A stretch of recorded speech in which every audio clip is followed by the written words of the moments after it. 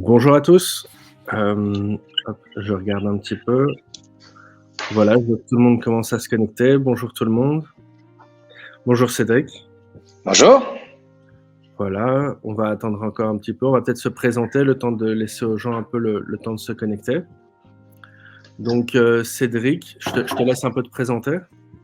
Merci. Enchanté, Cédric Coderlier. Je travaille dans l'univers digital depuis presque 20 ans et on va parler aujourd'hui de marque employeur, notamment au travers du digital, c'est-à-dire comment est-ce que les entreprises peuvent et doivent ou devraient en tout cas utiliser le digital pour arriver à mieux recruter et à séduire les bons talents, parce que c'est une question qui revient sur la table, je dirais au moins une fois par semaine chez nous dans les projets qui nous sont confiés. Donc voilà.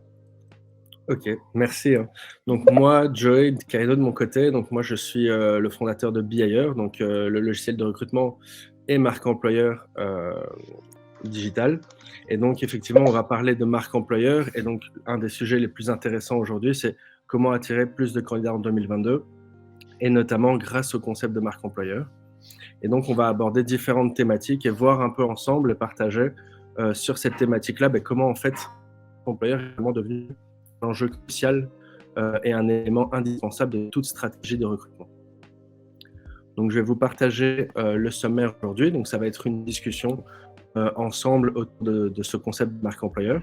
Donc, on va voir ensemble les enjeux de la marque employeur et puis ensuite, le plus intéressant, comment s'y prendre concrètement, connaître sa cible, l'expérience candidat, parce qu'on oublie souvent, mais voilà, les candidats, c'est des autres êtres humains et dans un processus digital, comme on verra avec Cédric, il ne faut pas oublier que l'expérience des candidats, de la candidature à tout ce qui englobe vraiment l'entreprise dans sa globalité, va rentrer en compte dans la marque employeur, la culture d'entreprise, qu'est-ce que c'est et comment vraiment la mettre en avant, et tout ce qui est branding et employer branding, les best practices et les tendances du moment.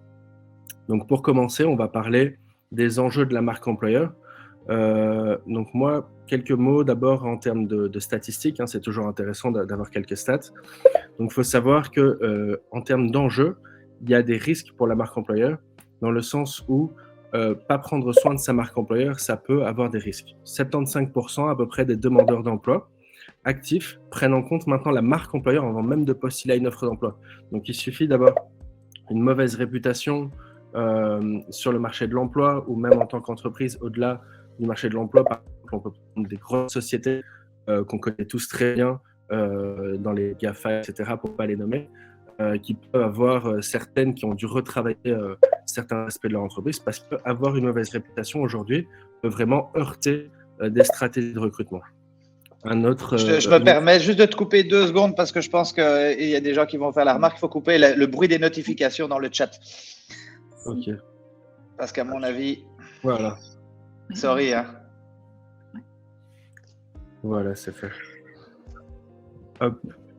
Voilà. Donc, juste pour continuer. Donc on disait, oui, en termes de risque, donc, voilà, ne pas prendre soin de sa marque employeur et de cet enjeu, ça peut comprendre un risque. Donc, comme on disait, 75% des demandeurs d'emploi prennent en compte cet élément dans leur décision pour postuler une offre d'emploi, mais aussi 50% des candidats déclarent dans plusieurs sondages, notamment dans un de Glassdoor, qu'en fait, une entreprise qui aurait une mauvaise réputation, ils seraient prêts, donc 1 sur 2, à ne pas postuler et à ne pas travailler pour cette entreprise, même s'il y avait une augmentation de salaire à poste égal.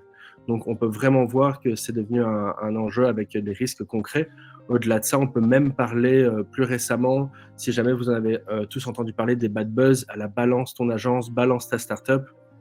Tout en fait, ces choses qui ressortent. En fait, on se rend compte que la culture d'entreprise qui se passe dans une entreprise aujourd'hui, on est dans un monde qui est tellement connecté en réseau, dans toute transparence, que finalement, maintenant, tout se sait, que ce soit la vie en entreprise, les expériences des clients dans les entreprises, qu'en fait, une réputation pour un employeur, ça devient vraiment quelque chose d'assez important à prendre en compte sous différents aspects. Ça, on verra plus en détail avec Cédric, pour vraiment être sûr que sa marque employeur soit le plus indemne possible pour s'assurer une bonne stratégie de recrutement. Et en termes de bénéfices, parce qu'il y a des risques, mais il y a aussi des bénéfices. Donc, prendre soin de sa marque employeur, aussi certains sondages ont montré que ça peut réduire jusqu'à 28% le turnover, c'est-à-dire une entreprise, donc le taux de roulement des effectifs dans une entreprise et ça peut même réduire le temps de recrutement par 2. Donc, une entreprise qui a une bonne réputation peut recruter 2 fois plus rapidement et en fait va perdre un tiers de moins de ses effectifs chaque année. Et aussi, ça peut réduire le coût d'embauche parce que finalement, on va mettre moins de budget, on va moins avoir besoin de mettre du budget sur des réseaux, sur différents canaux pour attirer des talents, parce que notre marque va parler d'elle-même. Et donc, on peut jusqu'à diminuer les coûts par 2 pour le recrutement.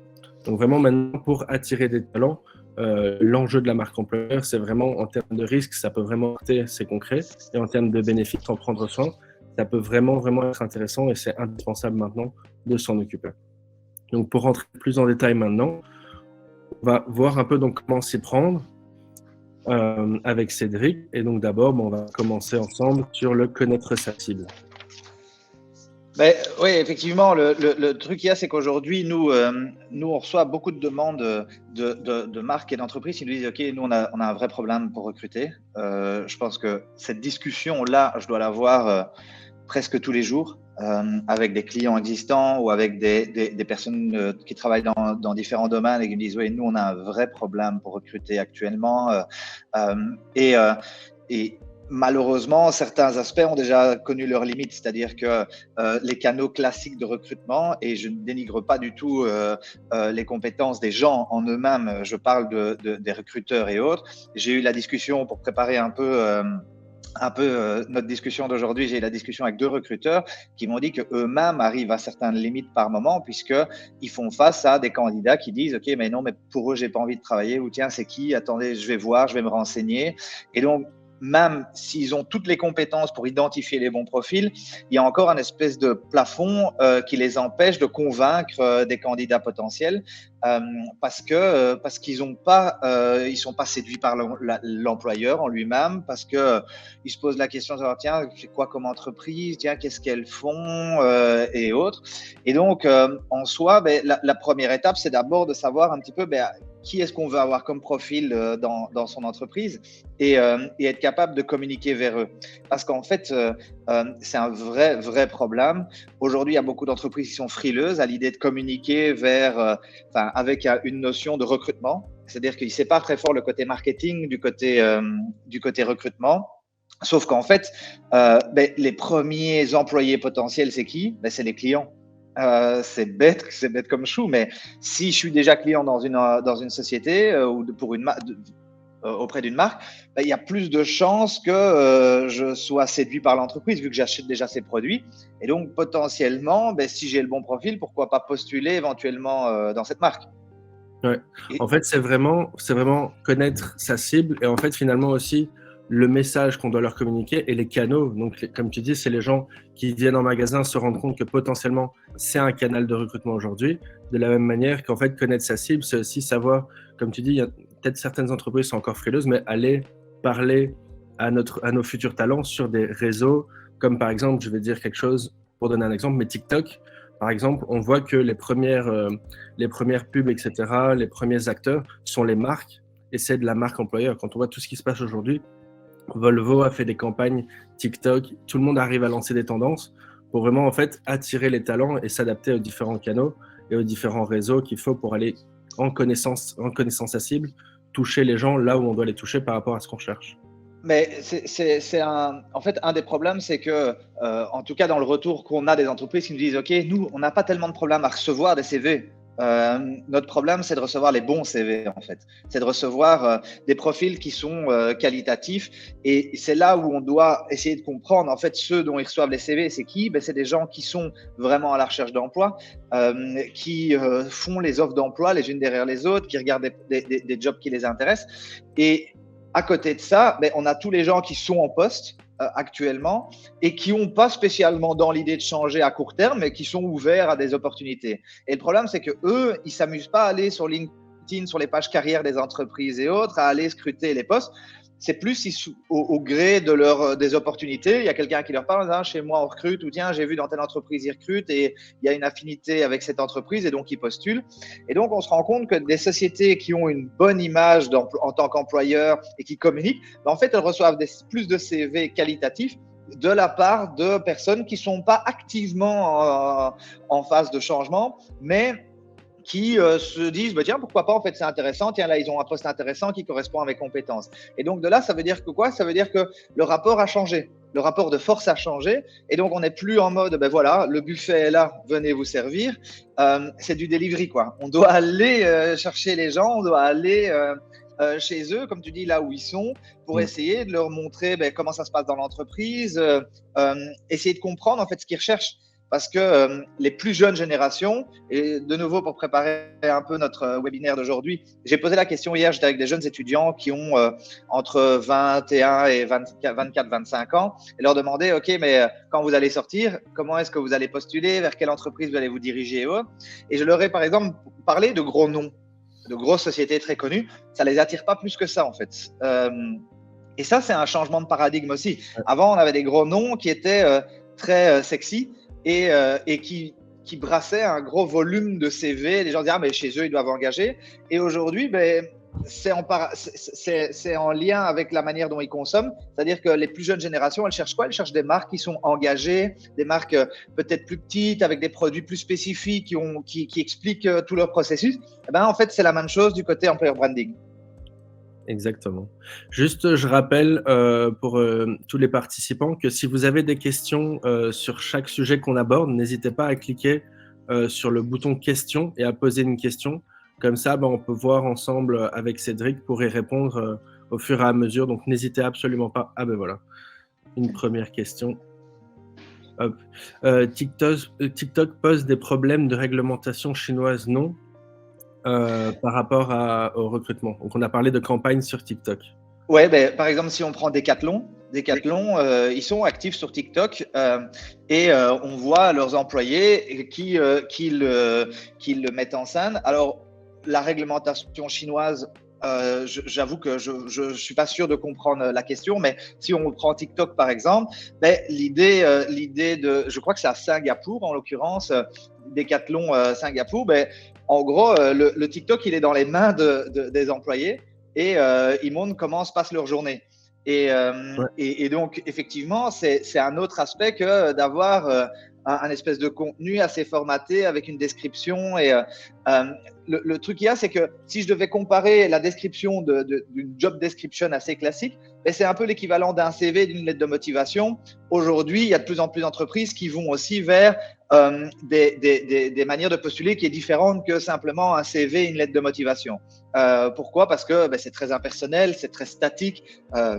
C'est transposable à plusieurs employeurs, là où aujourd'hui, ben, même les employeurs aussi sont en attente d'une autre relation et d'un autre premier contact en fait avec les candidats. Et donc aujourd'hui, l'entreprise doit aussi jouer ce jeu-là et se dire, ben voilà, nous on a posté une job description sur notre page et by the way, on va mettre une job description sur un réseau ou un autre. C'est pas la forme qui correspond aux attentes des candidats aujourd'hui, surtout sur les plus jeunes générations. Et donc, il faut aussi pouvoir se plier à ça. Ouais.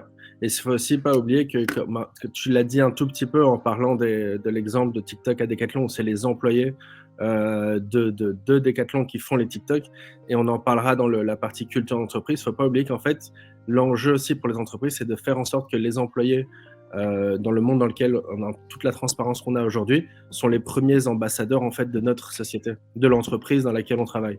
Et donc en fait, il faut savoir qu'ils jouent aussi un rôle dans le fait de ramener des talents, d'attirer des talents, et qu'en fait leur image, ce qu'ils vont donner aussi comme voilà, le bouche à oreille, etc., il n'y a rien à faire.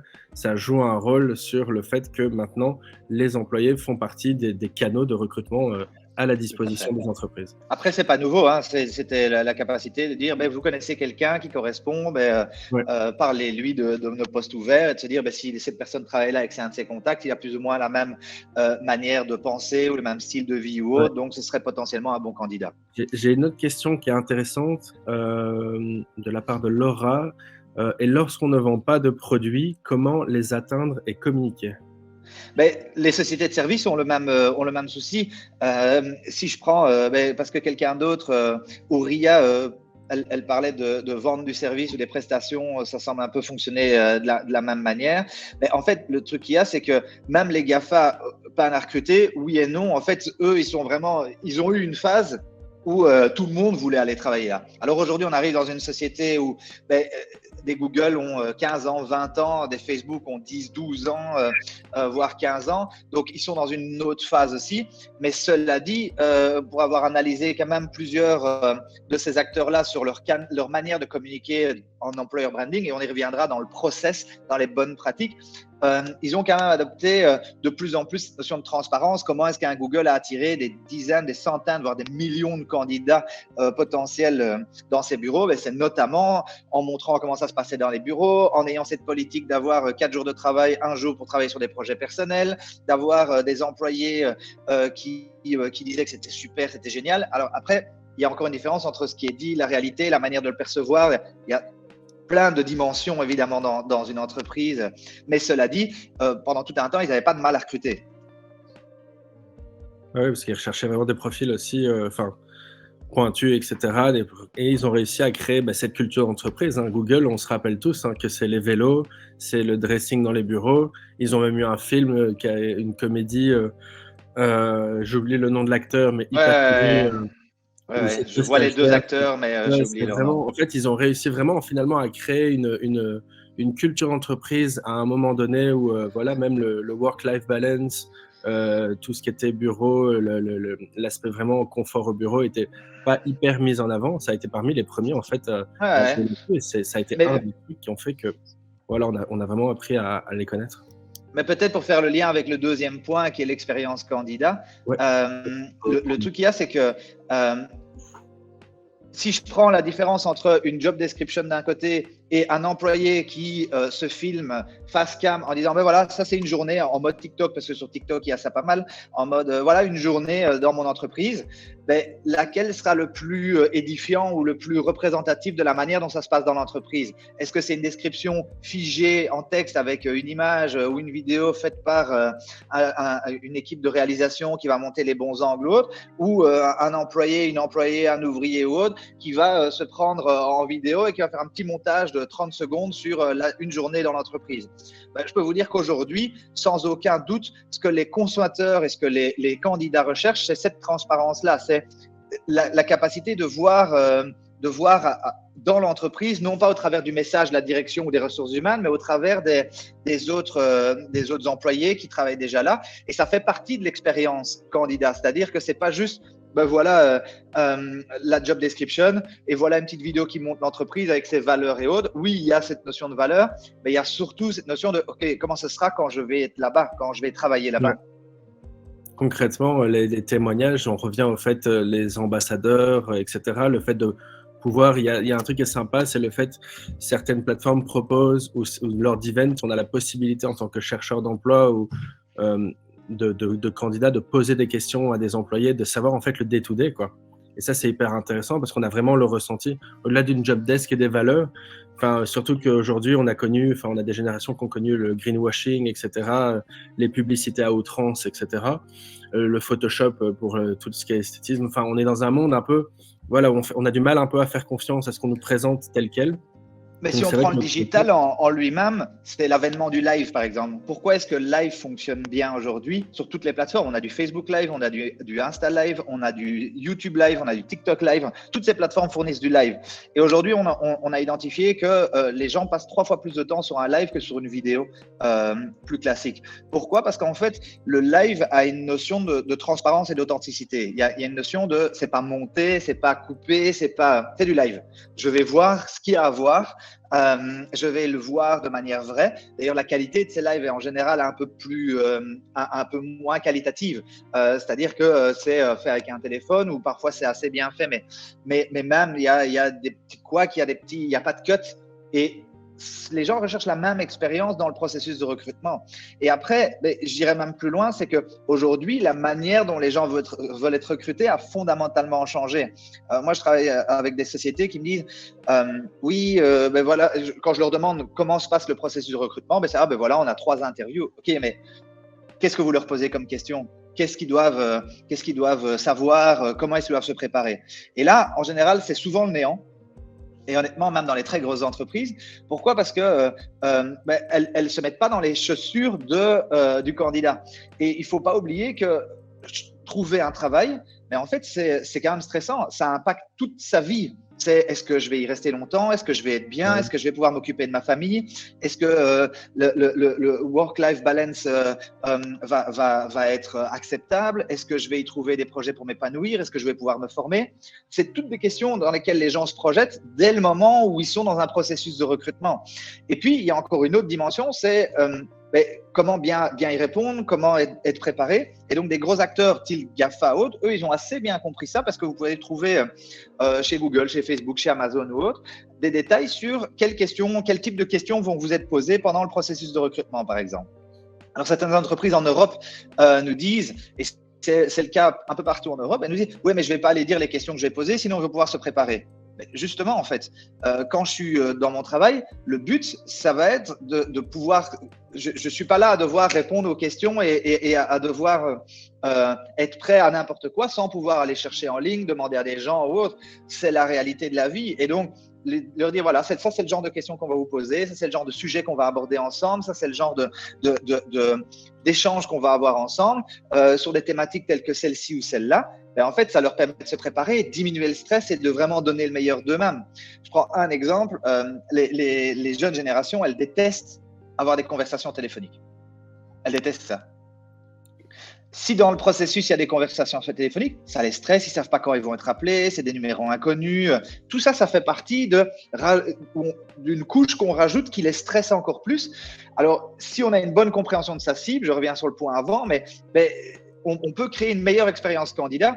Alors, j'ai vu une question qui est comment mieux connaître sa cible. C'est déjà savoir, OK, à qui est-ce que je m'adresse? Des profils plus juniors, des profils plus seniors, qui ont tel ou tel âge ou tel type de compétences. Et puis derrière, se dire, OK, mais quelles sont leurs attentes? Quelles sont leur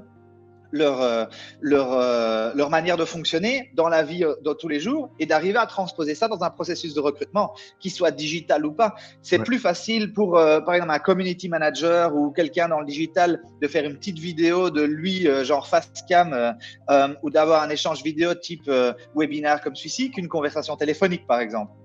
Il y a plein de processus il faut arriver à transposer leur vie dans un processus et dans une expérience candidat qui est pertinente par rapport à eux et pas par rapport à l'entreprise.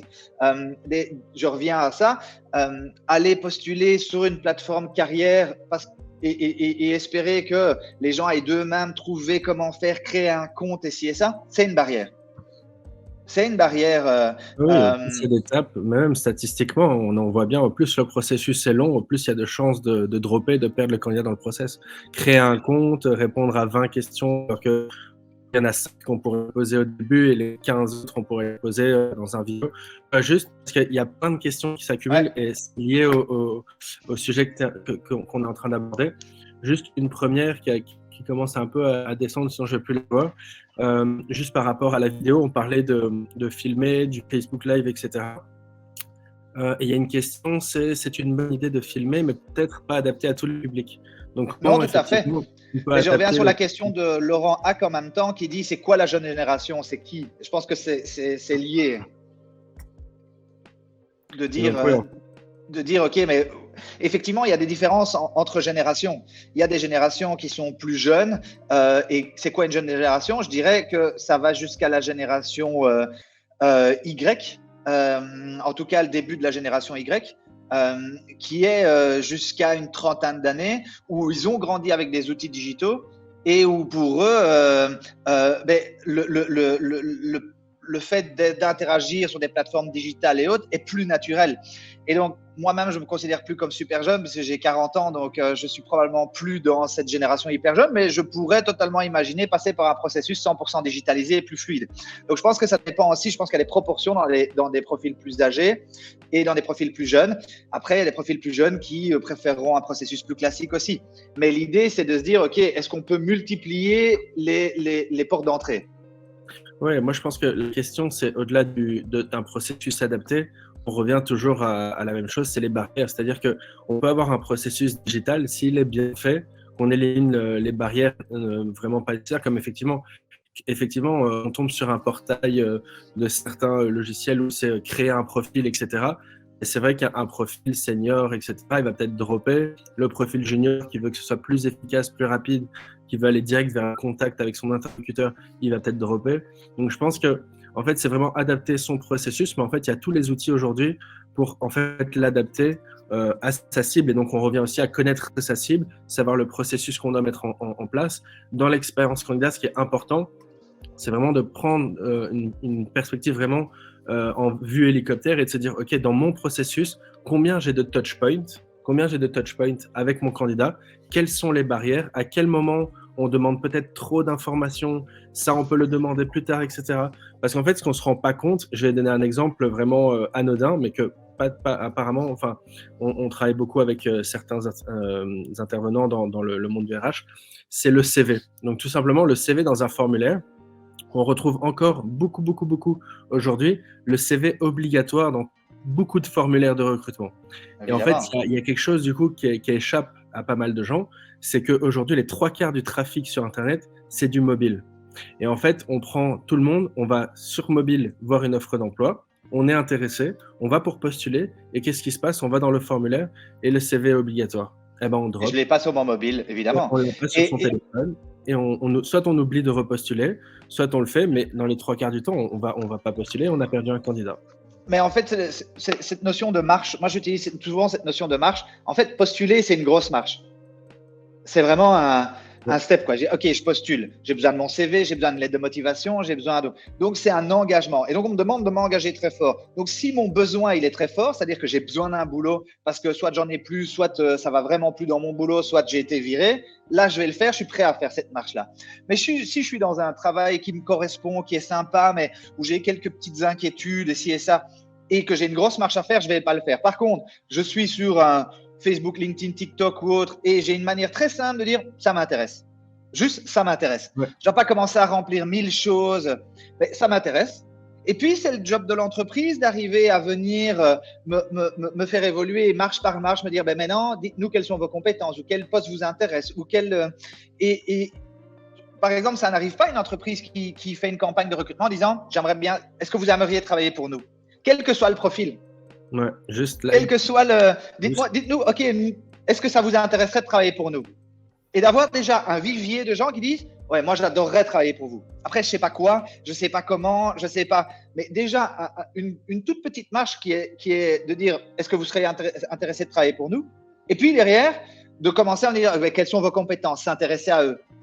Pas en mode CV ou autre. Et le digital permet d'automatiser ce genre de choses et de pas devoir le faire manuellement et autres.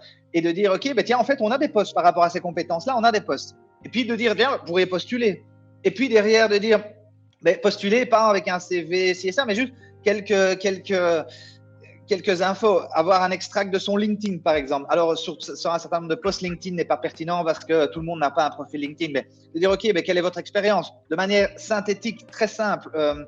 Et puis, de dire, OK, on a un screening, ces candidats nous intéressent, ou on a besoin de gens dans ce profil-là, hop, on va plus loin avec eux, mais pas avec eux. Et donc, tout ça permet de faciliter le recrutement, en fait. Ouais, non, c'est vraiment ça, c'est vraiment.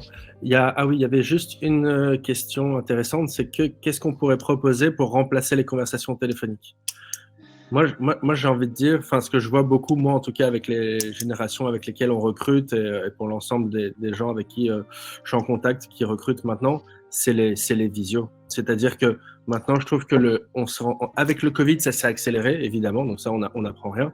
Mais je trouve qu'en fait, le téléphone, comme tu dis, c'est impersonnel, en fait. Et le fait d'avoir maintenant l'outil de visio qui s'est démocratisé, ça permet vraiment d'avoir un premier touch point où, en fait, avant, pour avoir vraiment une première bonne appréciation du candidat, où oui, on veut le voir sa gestuelle, etc., parce qu'on est un peu plus loin dans le process. Mais là, en fait, c'est hyper bien. C'est-à-dire que plutôt que d'avoir une conversation téléphonique de 15-20 minutes, bah, on peut avoir la même chose en visio de 15-20 minutes. Et on le dit d'entrée au candidat, on peut très bien dire, voilà, la première étape, c'est un call en visio. Vous rencontrez une équipe, un membre de l'équipe de recrutement. C'est un call de 10-15 minutes et la personne, elle est vraiment contente parce qu'elle va pouvoir poser, comme on disait tout à l'heure, des questions, le day-to-day, elle va voir qu'il y a une personne derrière l'offre d'emploi et en fait, on va casser pas mal de barrières et donner un maximum de transparence. Mais ça fait écho au troisième point qui est la culture d'entreprise en fait.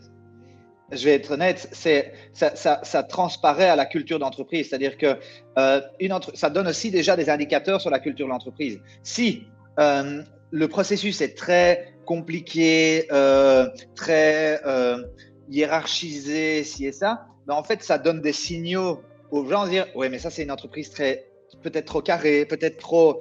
comment on dit ça, bureaucratique. Tandis qu'offrir de nouvelles possibilités sur…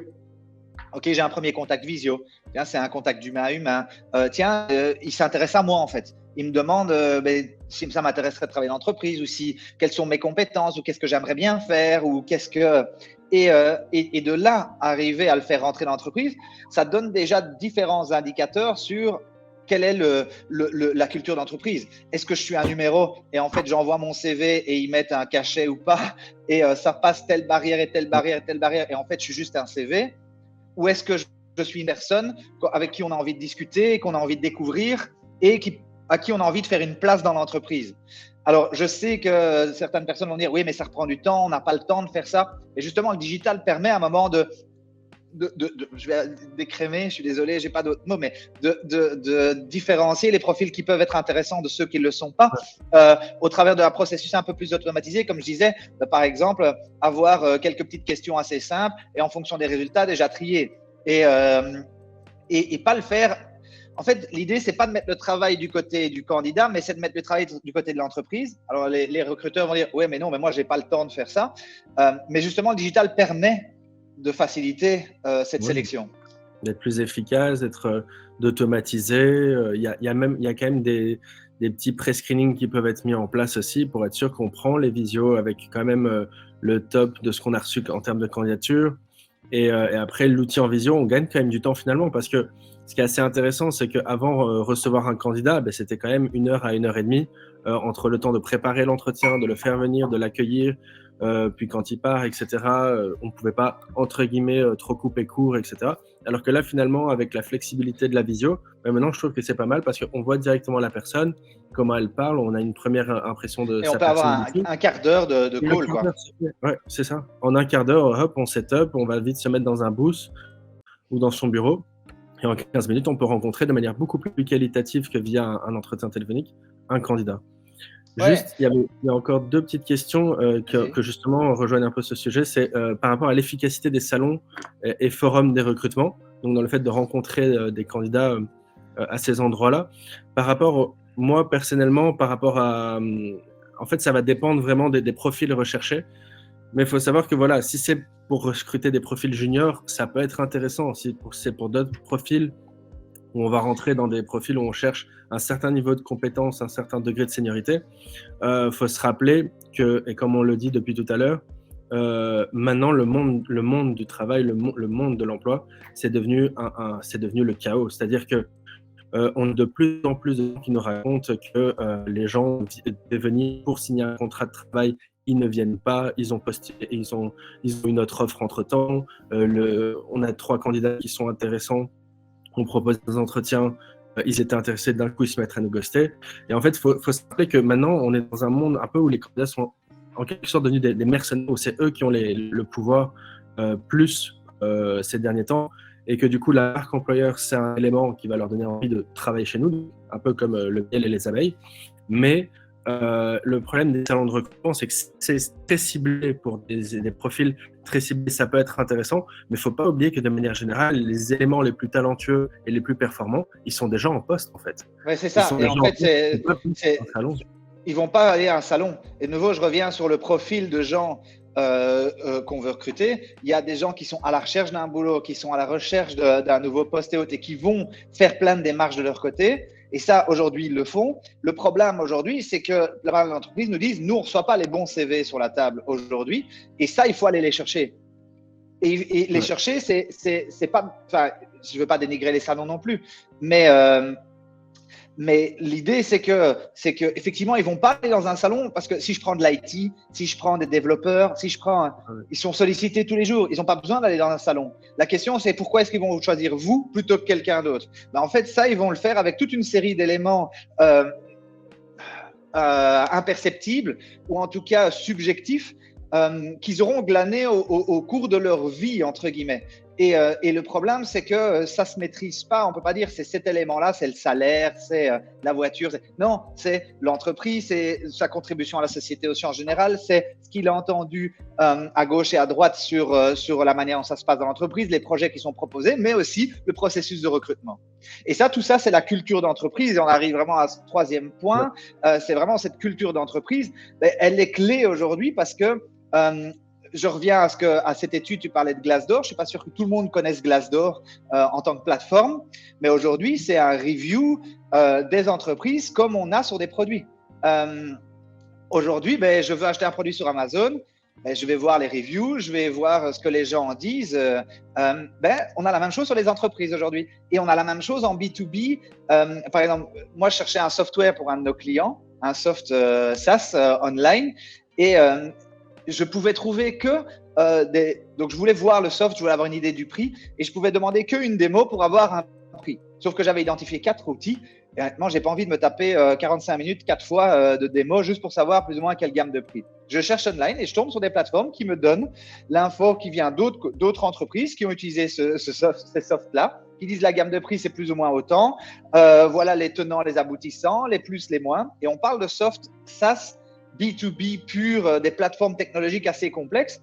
Même dans ce niveau-là, aujourd'hui, on en est à ce même rapport. Et donc, aujourd'hui, une plateforme comme Glassdoor, qu'est-ce qu'elle fait? Elle permet aux employés, un peu comme ce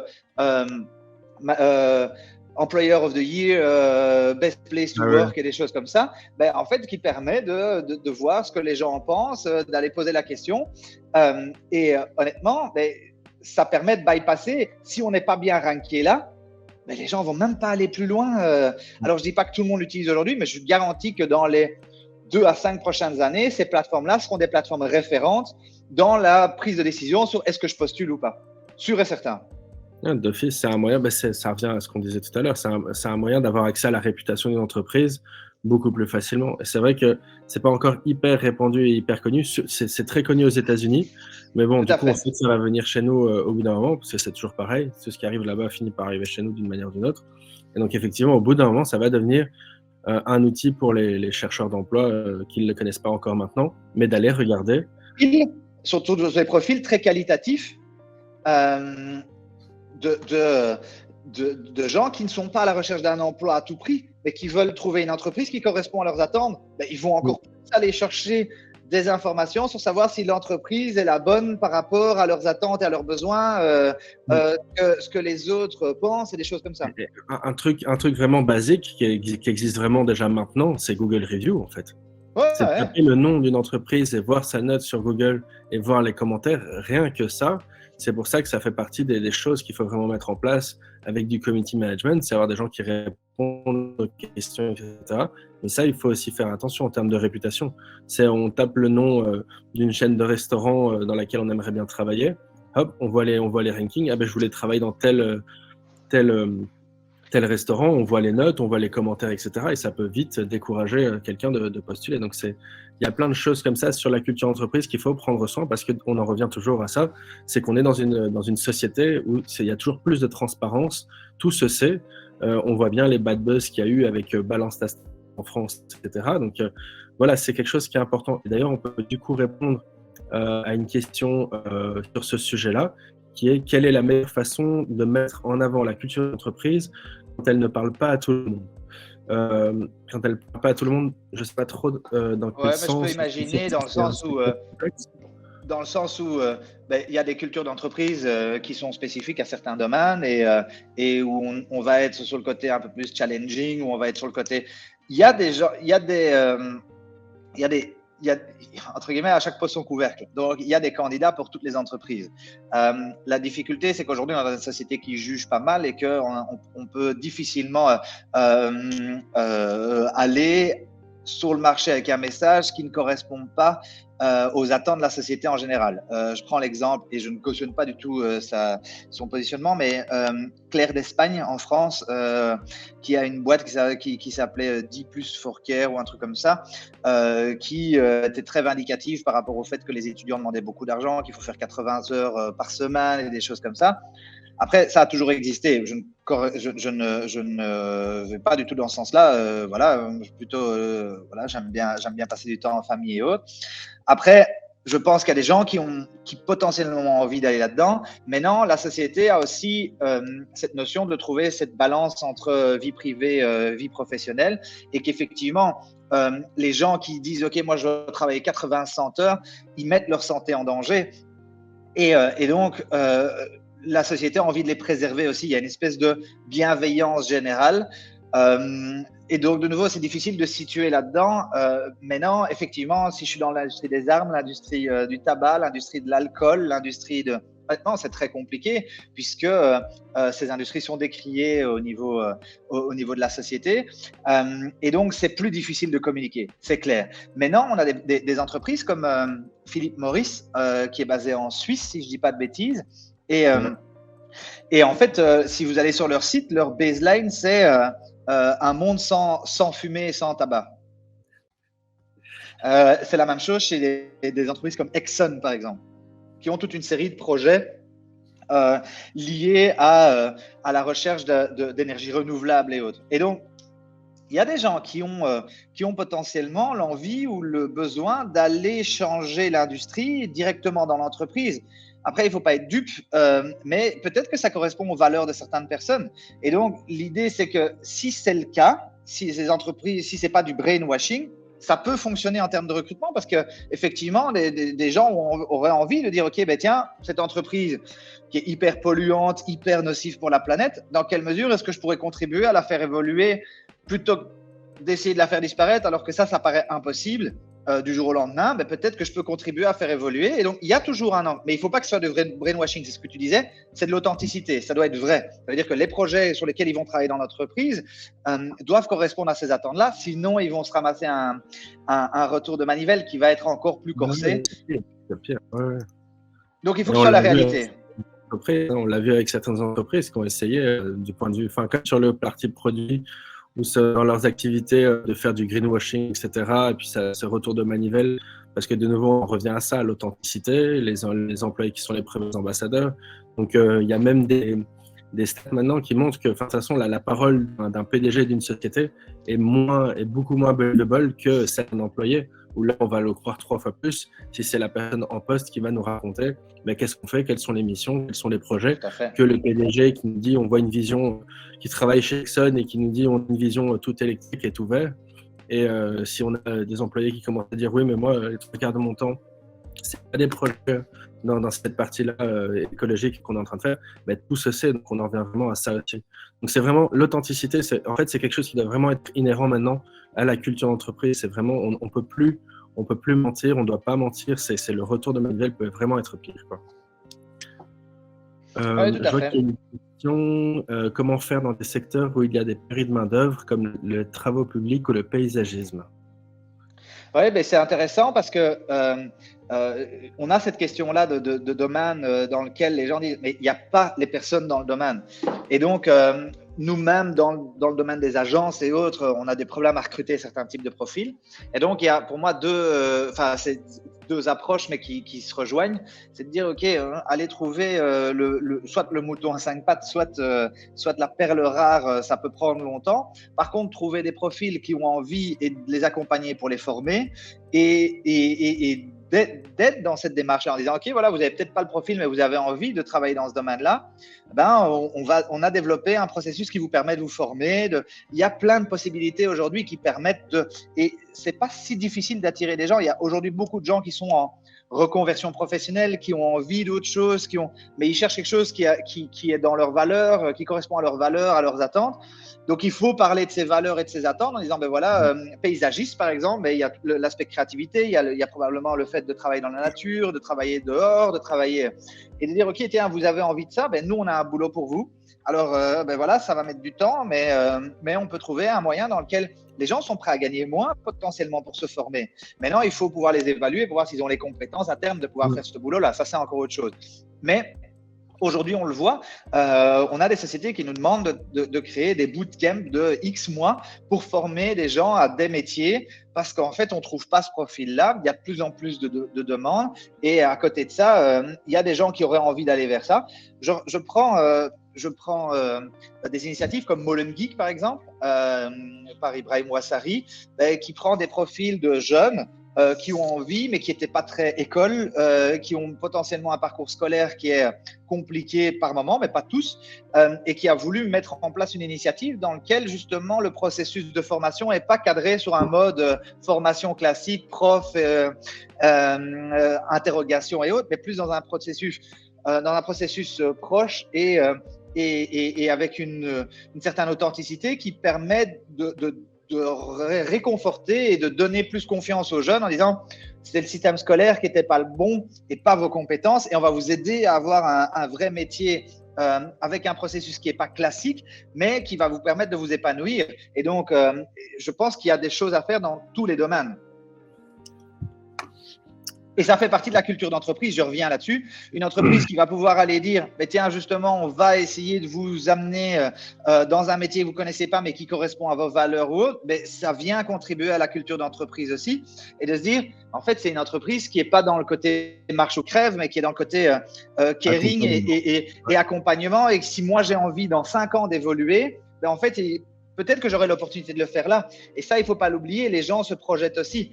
Se dire, je vais passer 45 ans dans la même entreprise. Aujourd'hui, ça n'existe plus. Je ne sais plus combien c'était les chiffres, mais je pense que c'est au moins 16 boulots différents pour la génération Z, qui vont faire en moyenne entre 16 et 20 boulots sur leur vie. Là où mon beau-père a fait un boulot sur 42 ans, quoi. Enfin, pas un boulot, une entreprise. Ouais, non, c'est impressionnant. Mais du coup, on va en venir au sujet suivant, qui est du coup le branding, et entre parenthèses, du coup, le employer branding. Et donc, expliquer finalement pourquoi la culture d'entreprise, c'est la vie en interne de ses collaborateurs, comment on fait de l'accompagnement, du caring, etc. Et c'est des choses qu'on peut après utiliser effectivement qui font partie intégrante de la marque employeur pour attirer d'autres talents, montrer nos valeurs concrètement, avoir des employés ambassadeurs, montrer qu'on sait accompagner sur le long terme, etc. Même si, ça job c'est beaucoup, mais si ils arrivent à en avoir 10 et un c'est chez nous, c'est pas mal. Mais donc aussi, parler du côté employer branding et du branding, parce que voilà, c'est vers les employés, mais du coup, on en parlait tout à l'heure, soigner sa marque vers ses clients et soigner ses clients, parce que finalement, le employer branding, c'est du marketing et c'est le point de départ en fait de la relation avec potentiellement ses futurs employés et le marché de l'emploi de manière générale. Mais je pense que le rapport de force a changé. En fait, si on regarde les générations de manière générale, sans parler de recrutement, mais juste en parler de consommation, les anciennes générations, les boomers, comme on les appelle, et les générations X et début de génération Y, elles étaient rassurées par des marques établies, des grosses marques en disant, OK, des marques A et autres. Puis, depuis la génération X, Y, ils sont à la recherche de marques plus expérientielles. Pas juste des grosses marques établies, mais créer une expérience avec le produit et autres. Les plus jeunes générations, elles sont vraiment sur les marques engagées. Jeune génération, c'est la génération Z et la génération Alpha, mais qui n'est pas encore à l'heure du travail. Et en fait, ils transposent ça aux employeurs, c'est-à-dire qu'ils cherchent des entreprises dans lesquelles l'entreprise, elle est engagée, l'entreprise, elle crée une expérience pour le consommateur, mais donc elle crée une expérience pour les employés aussi. Et donc, il faut être capable de communiquer ça. Aujourd'hui, se dire, moi, je vais dans une marque et en fait, il y a des bureaux et je vais travailler là. En fait, ça suffit pas. Ça doit me permettre de m'épanouir dans ma vie privée, ça doit me permettre de m'épanouir dans ma vie intellectuelle, ça doit me permettre de me faire découvrir des choses, ça doit me permettre de… Et on parle pas forcément de voyager et dire je vais pouvoir aller à l'étranger ou je vais pouvoir avoir une équipe ou je vais pouvoir… C'est juste qu'est-ce que ça va apporter à moi. Et donc, le rapport de force a changé puisqu'avant, on avait des marques qui étaient là, des entreprises, et elles disaient venez, on va voir qui on va sélectionner. Et aujourd'hui, c'est l'inverse en fait. Avant, c'était les marques qui étaient autour on va dire au milieu, et les employés qui arrivaient et qui regardaient, ah oui, ça peut être… Maintenant, c'est l'inverse. Le rapport de force, c'est il y a des employés et c'est aux marques d'aller les chercher. C'est aux marques d'aller et aux entreprises d'aller vraiment les séduire, et ça, c'est l'employer branding en fait. C'est comment est-ce que je vais aller séduire des profils potentiels. Et c'est vraiment juste le rapport de force qui a changé. Et si on a compris ça, ou en tout cas si on l'intègre dans sa réflexion de communication employer branding, je pense que là déjà, on a déjà fait un grand pas. Parce qu'on n'est pas dans le fait de dire « oui, moi j'ai des places à disposition, maintenant battez-vous pour les avoir ». Maintenant, c'est l'inverse. C'est moi j'ai des compétences, qui va m'offrir le meilleur endroit pour aller les exploiter? Ouais. C'est ça, et c'est ça qui est intéressant aussi du coup de voir quand on est dans des secteurs, que ce soit culturels ou industriels, avec des spécificités, des compétences clés, enfin des choses qui sont vraiment très pointues. Et finalement, même si on est assez généraliste, c'est en fait arriver à comprendre qu'on est quand même dans un univers, dans un environnement spécifique, et en fait il faut jouer là-dessus pour attirer. Donc je vais prendre l'exemple, par exemple, d'une entreprise comme la Fnac, ou Cultura par exemple. C'est des entreprises qui vendent des biens culturels, on a de la papeterie, on a des livres, mais en fait qu'est-ce qu'ils ont réussi à faire, Cultura en l'occurrence, c'est qu'ils ont vraiment réussi en fait à créer un univers qui est autour de leurs différents biens culturels et de leur secteur culturel. Donc on a les films, on a le cinéma, on a la littérature, etc. Et en fait ils arrivent du coup à recruter des passionnés à chaque rayon. Ce qui fait en fait que finalement, les gens voient ces entreprises-là comme des éléments, des univers dans lesquels ils peuvent vraiment aller, continuer leur passion en tant que vendeur dans le rayon littéraire. Parce qu'en fait, c'est une entreprise qui a compris qu'ils sont dans le domaine de la culture et il faut chercher des gens passionnés. Et en fait, ils jouent vraiment du secteur dans lequel ils sont, qui finalement, c'est du retail, hein, ils vendent des produits, c'est de la marchandise à des clients. Non, non, non, ils ont packagé ça dans leur offre pour leurs clients. Mais finalement, du coup, ce qui se passe, c'est qu'aujourd'hui, si on va dans un de leurs rayons, on a quelqu'un qui en fait est vraiment passionné, qui va nous conseiller un livre, un film, etc. Et ça, c'est la même chose chez Decathlon. Hein. Chez Decathlon, c'est la même chose. C'est que quand je vais dans un rayon Decathlon, la plupart du temps, je tombe sur des sportifs, des gens qui font du sport, qui aiment le sport, qui s'intéressent aux problématiques par rayon et des choses comme ça. Et donc, en fait, quand j'y vais en tant que client, je me dis, tiens, il est balèze. Ou en tout cas, il m'a bien conseillé. Et potentiellement, moi, je pourrais dire, mais moi aussi, en fait, sur d'autres domaines, je pourrais amener cette expertise-là et je me sentirais bien parce qu'en fait, tous les autres dans leur domaine ont cette même vision du sport et ils vont faire des rides à midi en vélo, ou ils vont courir ensemble.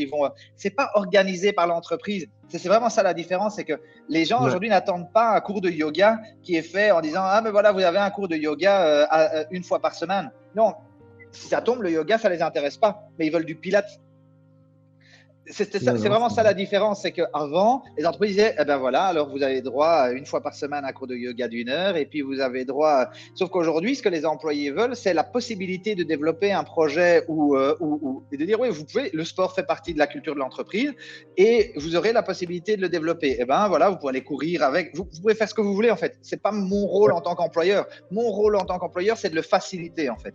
C'est de vous permettre de le faire. Et ce que l'employé doit comprendre, c'est est-ce que la culture de l'entreprise intègre cette notion-là qui m'est importante. Tu parles de Cultura ou de Fnac, ok, je travaille là-bas, est-ce que j'ai accès à tous les livres, les DVD et autres pour développer ma passion et j'aurais envie d'aller travailler là parce que c'est mon métier et en plus j'y ai accès. C'est la même chose avec par exemple des métiers rien à voir, mais dans le médical ou autre, est-ce que en tant que technicien, laborantin, ingénieur ou autre, je vais avoir la possibilité de me développer personnellement et est-ce qu'on va me donner accès à des outils, des formations, des contenus, des experts, des trucs qui vont me permettre de moi me développer ou d'aller plus loin dans ma compétence et dans ce que j'aime. Et le but, c'est pas qu'on me liste en disant tu as droit à une formation là-dessus, tu as droit à une formation là-dessus. C'est de dire est-ce que la culture d'entreprise intègre ça et de le communiquer derrière en disant, et c'est ça l'employer branding, mais pour ça, il faut que ce soit réel. Il ne faut pas que ce soit quelque chose qui soit faké ou un espèce de package employé. En fait, on en revient à 2 points essentiels qui sont l'authenticité, le fait que voilà, on doit être authentique dans l'univers, dans ce qu'on propose, etc. Il faut que ce soit vraiment réel. Et c'est là où voilà, tu arrives à faire des choses où tu te rends compte que finalement, tu crées vraiment de l'autonomie sur ces parties-là, sur ces activités autour de l'univers que tu as créé, mais aussi la cohérence, le fait qu'il faut qu'il y ait une cohérence totale entre à qui tu parles, qui va venir chez toi, comment tu vas les faire rentrer dans ton univers, comment ils vont s'acclimater à ton univers et comment tout va être cohérent avec ce que tu as proposé au début, les gens qui vont te rejoindre et la culture qu'on réussir à créer pour faire venir d'autres gens par après. Et en fait, il y a rien à faire. Il y a la cohérence et l'authenticité. c'est vraiment des clés qu'on a en main maintenant dans une marque employeur pour cultiver une marque employeur, pour la mettre en place et faire en sorte qu'elle grandisse. Peut-être pour conclure sur cet employer branding avant de passer au point suivant, parce que je vois qu'on a déjà bien mangé sur le temps. Le truc qu'il y a, c'est que je pense qu'une des clés, et peut-être pour passer aux best practices, je pense que ça fait partie de ça, c'est que aujourd'hui, les employés potentiels ou autres n'attendent pas que l'émetteur soit l'entreprise spécialement. C'est une volonté de l'entreprise de cadenasser le message. Mais demain, ce que les gens attendent, et même déjà aujourd'hui, c'est d'avoir accès aux autres employés, aux autres ouvriers, aux autres personnes qui sont membres du personnel et de comprendre, de pouvoir éventuellement leur poser des questions à eux. Ça paraît fou pour certaines entreprises, mais la capacité de dire, OK, mais tiens, moi, je vais travailler dans tel département et on vous donne la liste ou on donne la possibilité d'un mail ou même d'un mail anonyme pour respecter tout ce qui est GDPR, mais de pouvoir envoyer un message à quelqu'un qui travaille dedans pour poser des questions et des choses comme ça. Ben, en fait, ça fait partie des attentes. Si moi, je pouvais, c'est un peu comme quand je vais dans un hôtel, ben, j'ai envie de savoir si les autres clients ont été satisfaits. Ben, c'est la même chose avec un boulot. J'ai envie de savoir, j'ai envie d'avoir plus de contrôle, plus de maîtrise de mes choix et de dire, tiens, mais est-ce qu'en fait, c'est une chouette boîte Et j'ai envie de savoir aussi que la personne qui va me répondre, c'est pas une personne qui a été sélectionnée par le management ou qui fait partie du management ou des ressources humaines. Je prends le même exemple chez Amazon. Aujourd'hui, quand vous achetez un produit, si vous voulez acheter un produit sur Amazon, on a parlé des reviews, mais après, j'ai une question. Imaginons, je me pose la question si ce produit-là est adapté pour tel usage ou tel usage. En fait, je peux envoyer une question sur le produit et cette question, elle est envoyée non pas à la marque qui adorerait répondre, mais en fait à un autre consommateur qui a acheté ce produit-là et qui va lui dire, oui, en fait, je suis pas sûr, oui, si, il est bien adapté parce que moi aussi. Et en fait, c'est ça qui est intéressant, c'est que j'ai pas envie d'envoyer un message au DRH ou au CEO ou au management ou à mon futur patron. J'ai envie de savoir, mon collègue avec qui je vais travailler là à côté, est-ce que lui, il est pas en passe de se barrer parce qu'en fait, l'ambiance est nulle et ça, pour moi, ça fait partie des bonnes pratiques, c'est de créer ce lien entre l'interne et l'externe. On en revient en fait à l'employé, le collaborateur, ambassadeur qui doit vraiment être là, et le fait que non seulement c'est une bonne pratique, non seulement d'identifier et de mettre en place cette culture d'ambassadeur, mais aussi en termes de bonne pratique, c'est de trouver une manière d'y donner accès, comme tu le dis. Même un simple lien vers la page LinkedIn avec une phrase « Posez vos questions directement à notre équipe ». Les gens, ils vont sur LinkedIn, ils posent une question, ils vont trouver par eux-mêmes aujourd'hui sur LinkedIn, envoyer un petit message, les gens répondent. C'est juste que oui, il faut que, en termes de best practice, que les collaborateurs soient au courant que voilà, maintenant, on a une campagne qui se lance, on recherche 2, 3, 4, 10 nouveaux collaborateurs pour tel et tel département. Vous risquez de recevoir des messages, essayez d'être réactif. Un petit message dans le Facebook de l'entreprise. Et comme ça, au moins, tout le monde est au courant et on peut déjà mettre en place des choses comme ça. Après, moi, en termes de best practice, que j'ai envie de remettre en avant, c'est vraiment le côté cohérence, où en fait, ce qui peut vraiment être intéressant, c'est de mettre à plat et reprendre un peu ce qu'on vient de discuter, c'est-à-dire connaître sa cible, à qui on parle, l'expérience candidat par rapport à qui on parle, est-ce qu'on a vraiment les bons canaux qui sont mis en place, et est-ce que par rapport à notre culture d'entreprise, on la met assez en avant, qu'est-ce qui est vraiment sympa, peut-être tout simplement faire un petit poll, un petit email, une petite chaîne email. Qu'est-ce qui vous plaît aujourd'hui dans l'organisation des bureaux, dans l'organisation du travail? Ah ben c'est la flexibilité. Ah ben c'est l'endroit où on est proche du parc, et ben je peux aller faire mon footing entre midi et 2. Il y a plein de choses qu'en fait il faut demander, qu'après on pourra mettre en avant et ça donnera de l'authenticité. Et après en termes de cohérence, on va pouvoir mettre ça bout à bout, donc savoir à qui on parle, les canaux, qu'est-ce qu'on doit mettre en avant. Et après, ce qui est intéressant, c'est quand on prend... Moi, j'adore le cas de McDo. C'est-à-dire que McDonald's, voilà, la junk food, on sait, c'est pas bien, etc. Mais bon, on a tous des guilty pleasures une fois par mois, une fois tous les 2 mois.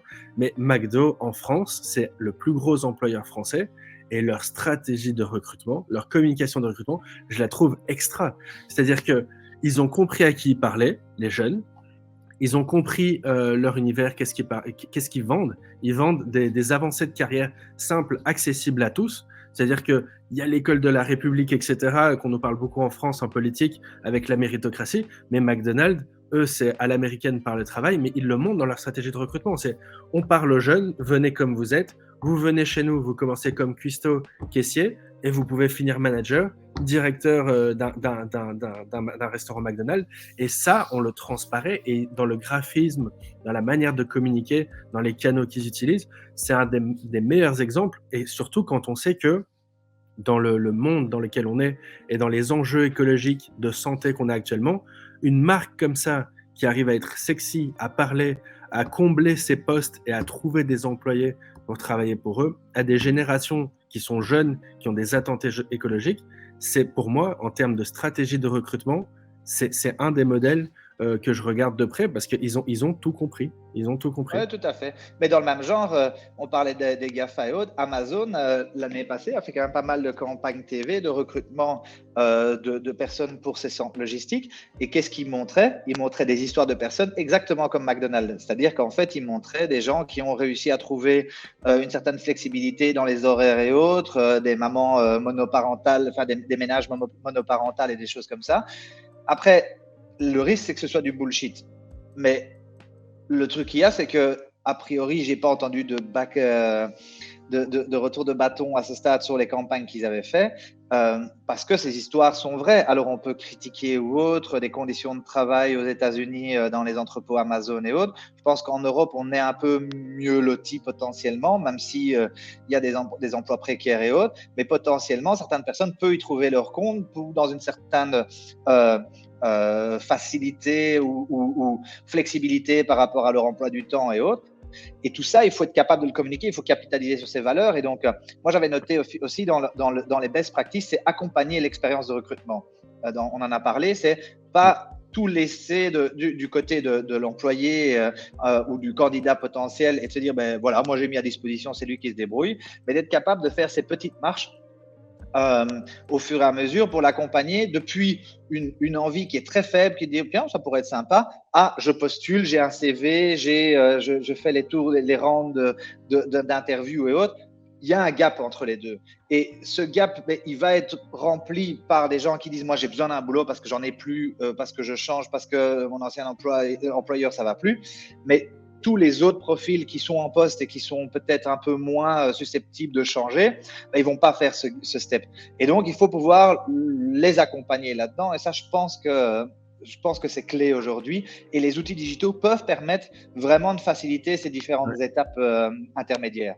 Ah oui, ça, c'est vraiment, enfin, le digital aujourd'hui, en termes de réactivité, de canaux de communication, de mode de communication, de contenu, on a vraiment tout en main pour vraiment arriver à utiliser et à faire transparaître sa marque, à communiquer avec ses candidats des manières les plus appropriées. Du coup, on peut peut-être terminer, je vois qu'il est déjà 1 heure, donc on a quand même pas mal mangé sur le temps, sur les tendances du recrutement, surtout qu'on se rapproche de leur... oui, je vois qu'il y a pas mal de gens qui commencent un peu à partir, donc on va terminer sur les tendances. Je dirais pour sauter sur les best practices et enchaîner avec les tendances, c'est être là où les gens sont et pas devoir pas d'imaginer que les uniques canaux de recrutement, c'est LinkedIn et des plateformes de recrutement, mais c'est d'aller là où les gens sont et de là connaître sa cible. Je reviens sur le fait de dire quel profil ils ont, quel âge, qu'est-ce qui les intéresse comme sujet et de venir les titiller, de venir les intéresser à l'employer branding. Alors certains vont dire oui, mais moi je vais pas mélanger mon contenu marque avec mon contenu recrutement. J'entends ça souvent aussi. Aujourd'hui, les plateformes permettent de différencier les différents types de campagnes, de cibler spécifiquement des profils qui pourraient être intéressants pour tel ou tel type de poste. Mais pour ça, il faut du contenu qui soit authentique, transparent, ce behind the scenes, tout ça, il faut être capable vraiment de pouvoir le communiquer. Et ça, je pense que c'est la grosse tendance du RH digital, recrutement, employer branding actuel et des prochains mois. Ouais, et qu'est-ce que tu penses du coup moi, j'avais noté comme tendance qu'on peut vraiment noter, c'est, on en a parlé tout à l'heure, c'est vraiment les témoignages collaborateurs, le fait de faire participer ses collaborateurs dans le behind the scene. Hein. Et plus avoir en fait, il faut vraiment plus avoir cette manière de compartimenter. C'est l'équipe recrutement qui gère tous les recrutements, mais vraiment avoir une implication, une collaboration avec les collaborateurs qui puissent voir l'offre, voir ce qui est mis en avant, qu'est-ce qu'on pourrait mettre de plus. Les témoignages, peut-être directement le premier entretien, ça peut être pas avec le recruteur, mais avec quelqu'un qui est en poste. Il y a aussi un peu de test and learn par rapport au secteur d'activité et au profil recherché. Et par rapport au profil recherché, ouais, c'est ça. En fait, on en revient toujours à la même chose. Une des tendances générales, hein, et je pense que on pourra tous être d'accord, c'est que maintenant, les rôles sont inversés, et maintenant, c'est à nous de connaître notre cible, connaître à qui on doit parler et être le plus authentique possible, parce que voilà, maintenant, c'est nous qui devons être séduisants, sexy pour attirer des Tout talents à fait. et être le plus authentique possible pour les convaincre, parce qu'il n'y a rien à faire. Si on n'est pas authentique, ben, ils le sauront et ça va heurter notre réputation.